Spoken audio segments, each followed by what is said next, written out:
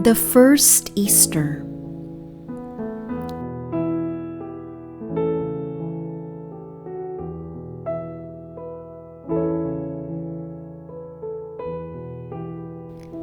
The lady stood on the noisy hillside, her sad eyes looking up to a terrible scene.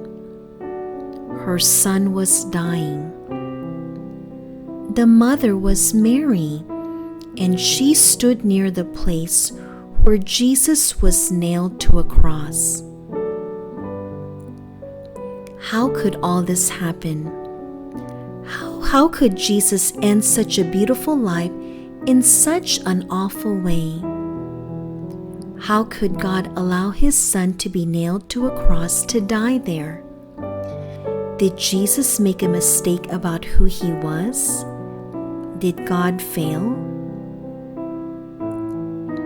No, God didn't fail. Jesus hadn't made any mistake.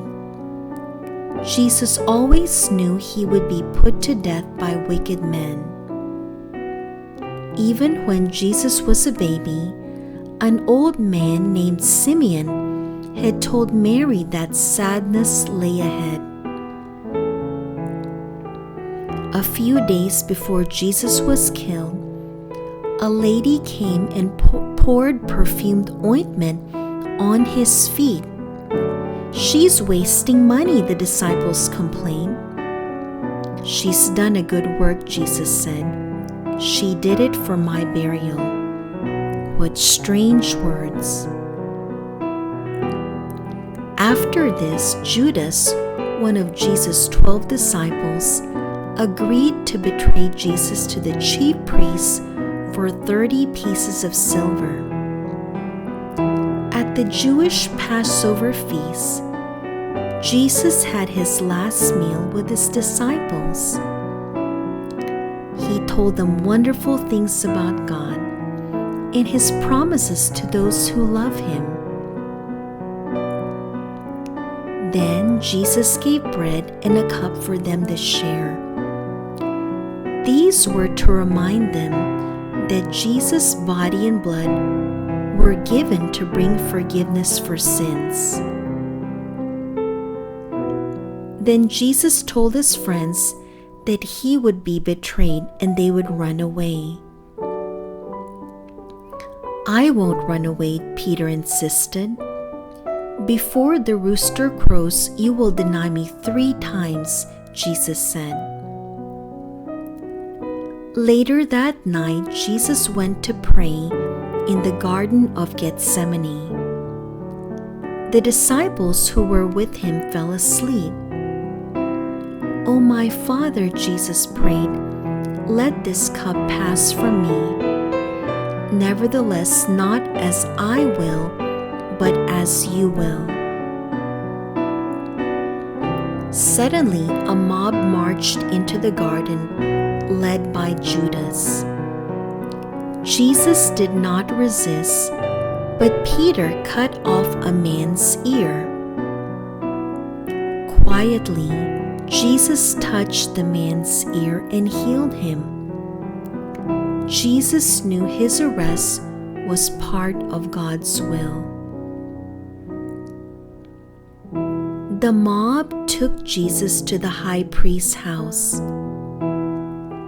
There, the Jewish leaders said Jesus should die. Nearby, Peter stood beside the servant's fire and watched. 3 times, people stared at Peter and said, "You were with Jesus." 3 times, Peter denied it, just as Jesus said he would. Peter even cursed and swore. "Cock-a-doodle-doo!" Just then a rooster crowed. It was like God's voice to Peter. Remembering Jesus' words, Peter wept bitterly. Judas was sorry too. He knew Jesus was not guilty of any sin or crime. Judas took back the 30 pieces of silver but the priests wouldn't take it. Judas threw the money down, went out, and hanged himself. The priests brought Jesus before Pilate, the Roman governor. Pilate said, "I have found no fault in this man." But the mob kept crying, "Crucify him! Crucify him!" Finally, Pilate gave in and sentenced Jesus to die on a cross. The soldiers punched Jesus, spit in his face, and whipped him. They made a cruel crown of long, sharp thorns and pressed it onto his head. Then they nailed him to a wooden cross to die. Jesus always knew he would die that way. He also knew that his death would bring forgiveness for sinners who put their trust in him. Two criminals were crucified beside Jesus. One believed on Jesus and went to paradise. The other didn't. After hours of suffering, Jesus said, "It is finished," and died. His work was completed. Friends buried him in a private tomb. Then Roman soldiers sealed and guarded the tomb. Now nobody could get in or out. If this were the end of the story, how sad it would be. But Jesus did something wonderful. Jesus did not stay dead. Early in the morning of the first day of the week, some of Jesus' disciples found the stone rolled away from the grave. When they looked inside, Jesus was no longer there. One woman stayed weeping by the tomb. Jesus appeared to her. She rushed back joyfully to tell the other disciples, "Jesus is alive. Jesus has come back from the dead."